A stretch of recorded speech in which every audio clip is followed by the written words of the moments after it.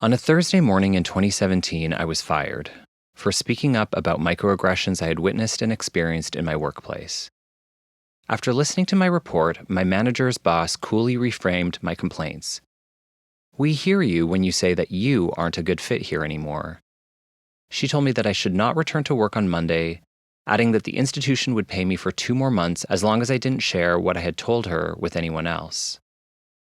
At that point, I had been working at the institution for 15 years, the last 10 years in this particular office where I loved the work I was doing, until a change in management radically altered the environment.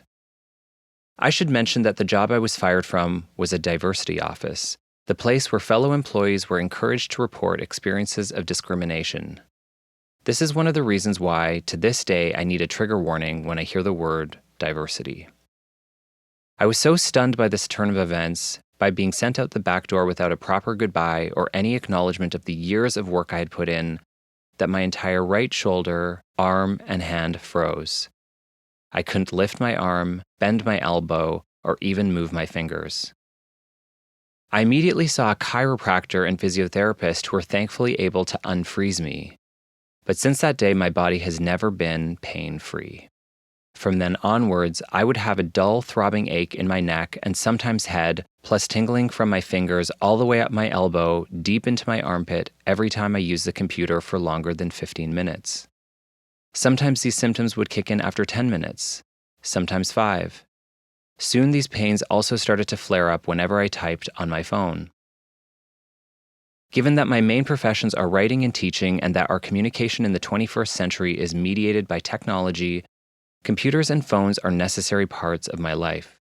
I familiarized myself with dictation software and began sending voice memos to minimize the amount of time I spent typing, but it was impossible to avoid the computer altogether. Over time, just the thought of the computer, of a big project deadline, would give me anxiety. And unfortunately, stress, I would soon learn, only exacerbated my symptoms. I decided to seek out professional help again.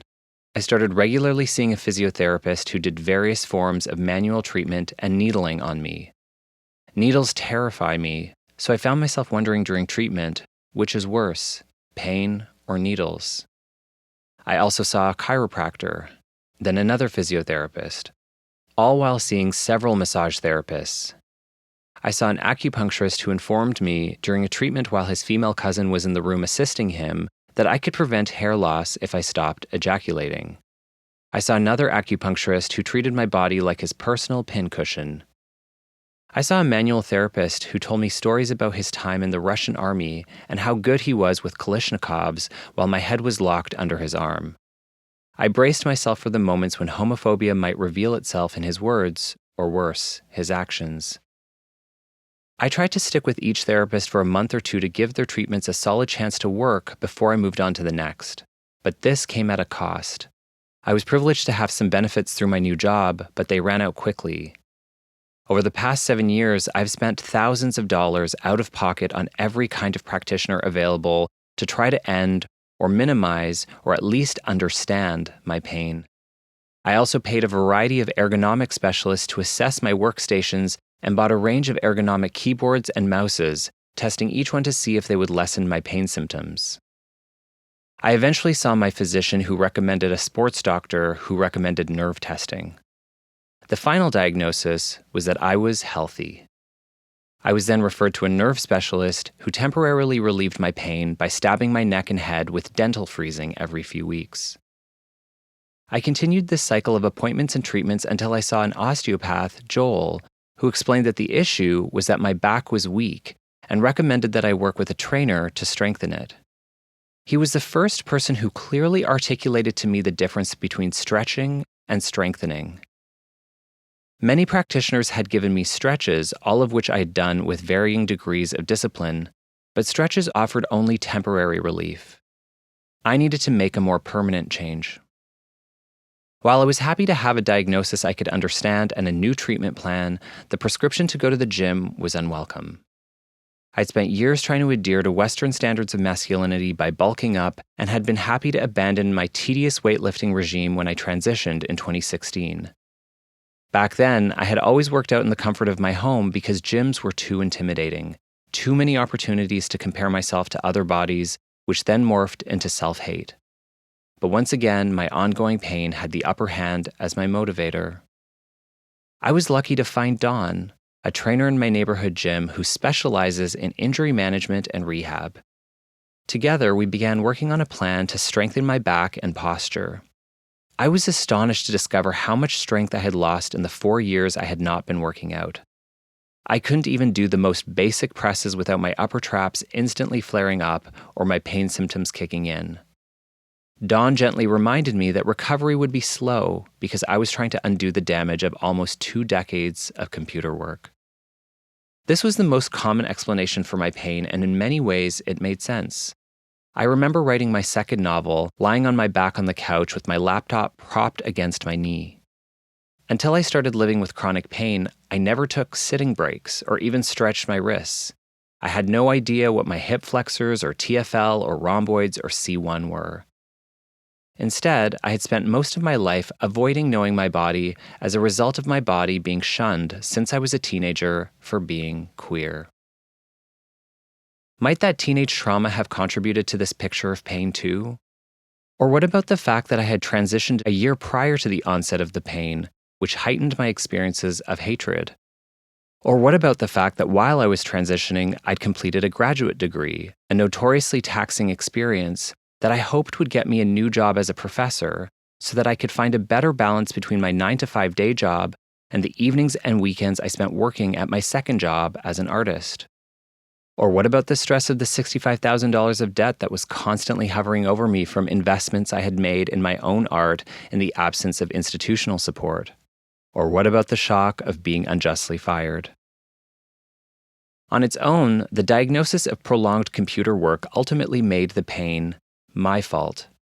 And when you're to blame for your own suffering, or when it's assumed to be the inevitable result of overworking and aging, there is no way forward, no way out.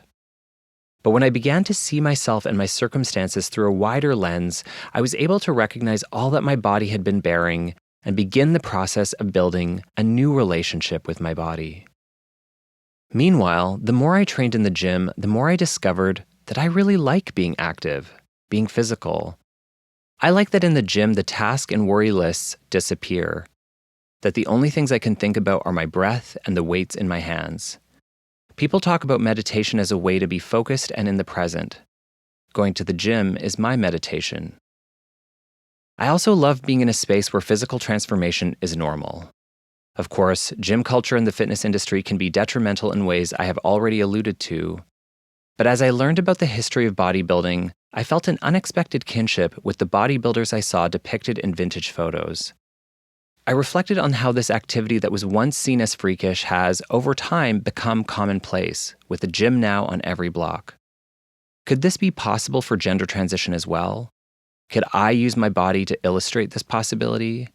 And could I, a trans femme whose body is seen as both grotesque and as possessing unfair advantages, particularly in the realm of sports, reframe the art of bodybuilding? Bodybuilders are also seen as epitomes of strength and power, of indestructibility. From my comparatively limited experience of feeling strong and capable in the gym, I have learned that strength doesn't diminish or discount the presence of pain, and vice versa.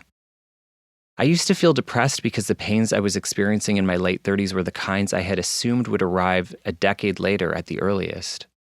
It seemed like my body had officially begun the degeneration process. But discovering that my body could hurt when I used the computer, but I could also deadlift, that both of these things were true, was comforting and altered my perception of the possibilities ahead of me. I've spent the 7 years since I was fired rebuilding my body and mind in and out of the gym. For better and for worse, pain has made me both knowledgeable about my body and hyper-aware of it, paranoid about any new minor glitch or ache getting worse. There are times when I can sit at the computer for 30 minutes, sometimes an hour, without pain, or at least without the same intensity of pain. I try not to take these times for granted. I thank my body for working so hard for me and with me, for pushing me to give less to institutions, and for reminding me that my body needs me to work for her too.